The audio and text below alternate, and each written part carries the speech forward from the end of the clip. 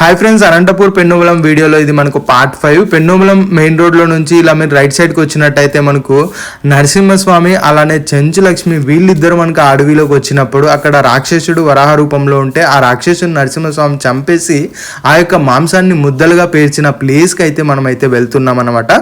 ఇది మెయిన్ రోడ్లో నుంచి రైట్ సైడ్కి అయితే ఉంటుంది. ఇక్కడ నేను మా ఫ్రెండ్ అయితే వచ్చేసాము. ఆల్రెడీ ఎవరైనా విజిట్ చేసినట్టయితే మీ ఎక్స్పీరియన్స్ ఇక్కడ ఎలా ఉందో డెఫినెట్గా కామెంట్ సెక్షన్లో కామెంట్ చేయండి. సో ఇలా మీరు ఎంటర్ ఒక చిన్న గేట్ ఉంటుంది, దాన్ని దాటుకొని మీరు ఇలా లోపలికి వెళ్ళినట్టయితే పీస్ఫుల్ గా మనకు చెట్ల మధ్యలో అయితే ఉంటుంది. ఈ యొక్క మనకైతే కొండ ఉందో ఆ కిందనే దేవుడు అయితే ఉంటాడు. అలానే మనకి ఇక్కడ ఆర్కిటెక్చర్ కూడా క్లియర్ గా అయితే చెప్తారు. ఏంటి అంటే ఇందాక నేను చెప్పిన స్టోరీనే.